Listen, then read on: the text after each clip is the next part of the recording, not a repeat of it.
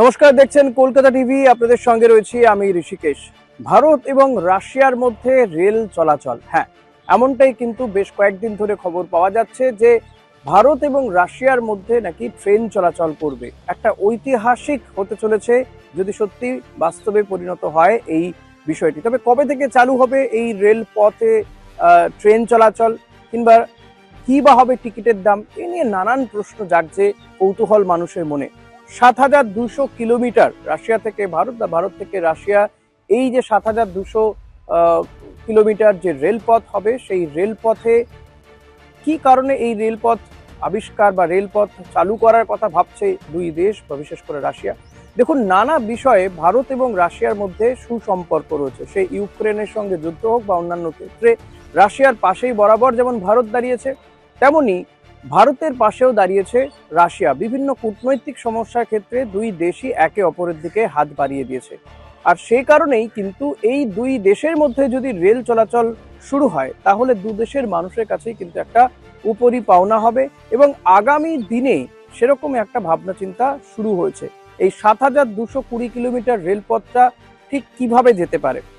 মস্কোর তরফে এবার কিন্তু একেবারে সরাসরি প্রস্তাব দেওয়া হয়েছে যে ভারত মহাসাগর পর্যন্ত এই রেলপথটা নেওয়া যায় কিনা। যদি সেটা সম্ভব হয়, তাহলে কিন্তু এটা আরো বেশি করে বাস্তবের পথে এগিয়ে যাবে। এবং এই যে কেন এই রেলপথটা চালু করার প্রয়োজনীয়তা কেন বা এই তাগিদটা কেন অনুভব করছে দুটো দেশ। দেখুন, আমরা দেখেছি গত কয়েক মাস বা বছরখানেক ধরে ইরান, ইসরায়েল এবং আমেরিকার মধ্যে যে যুদ্ধ, সেই যুদ্ধের মাঝে পড়ে হরমুজ প্রণালী মাঝে মাঝেই কিন্তু অবরুদ্ধ হয়ে পড়েছে, যার ফলস্বরূপ জ্বালানির যে একটা যোগান, সেই জ্বালানির যোগান বিশ্বের বিভিন্ন দেশেই কিন্তু বন্ধ হয়ে যেতে বসেছিল বা সমস্যার মধ্যে পড়েছে। ভারতও তার ব্যতিক্রম নয়। এই হরমুজ প্রণালী দিয়ে প্রায় 40% মতন জ্বালানি পরিবহন হয়ে থাকে বিশ্বের বিভিন্ন দেশে, কিন্তু সেটা খুব স্বাভাবিকভাবে সমস্যায় পড়ায় বিশ্বের বিভিন্ন প্রান্তে বিভিন্ন দেশে জ্বালানির দাম হু হু করে বাড়তে থাকে, ব্যবহার কমতে থাকে। বিভিন্ন দেখা যায় যে বিভিন্ন জাহাজগুলো জ্বালানি পরিবহন করে যাচ্ছিল, যারা সেই সমস্ত জ্বালানি পরিবহনকারী জাহাজগুলো আটকে পড়েছিল হরমুজ প্রণালীতে।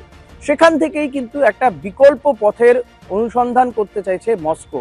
এই সমুদ্র নির্ভর যে পরিবহন, সেই পরিবহনের থেকে বিকল্প পথ খুঁজে বার করতেই কিন্তু রেল পথের ভাবনা। অর্থাৎ এর মাথায় রয়েছে যাত্রী পরিবহনের থেকেও অনেক বেশি করে বাণিজ্যিকভাবে কাজে লাগানো, অর্থাৎ পণ্য পরিবহনে যাতে সেই ট্রেন পরিষেবাকে কাজে লাগানো যায়, সেটাই কিন্তু এই মুহূর্তে দাঁড়িয়ে মূল উদ্দেশ্য বলে মনে করা হচ্ছে।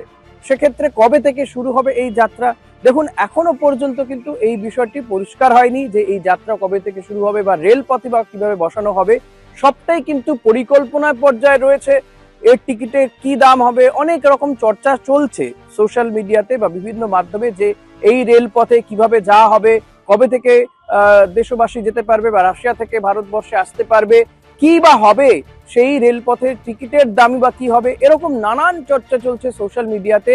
তো সেই সব কিছুকে মাথায় রেখেই বলতে হয়, যেটা এখনো পর্যন্ত বাস্তবে রূপ পায়নি। সবটাই কিন্তু পরিকল্পনার জায়গায় রয়েছে। হ্যাঁ, সমস্ত পথগুলো খুঁজে দেখা হচ্ছে। ভারত মহাসাগর পর্যন্ত রেলপথকে নিয়ে যাওয়া যায় কিনা সেটা খতিয়ে দেখছে মস্কোর পক্ষ থেকে এই প্রস্তাব দেওয়া হয়েছে।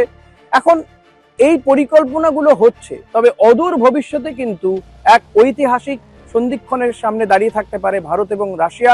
এক ইতিহাস তৈরি হতে পারে যদি সত্যি এই ৭,২০০ কিলোমিটার রেলপথ চালু হয়, ভারত এবং রাশিয়ার মধ্যে রেল যোগাযোগ চালু হয়ে যায়, তাহলে কিন্তু গোটা বিশ্বের কাছে এক চমকপ্রদ ইতিহাস সৃষ্টি করবে ভারত এবং রাশিয়া। এখনকার মতো এই পর্যন্তই। অন্যান্য খবরের জন্য দেখতে থাকুন কলকাতা টিভি, রাত দিন 7 দিন।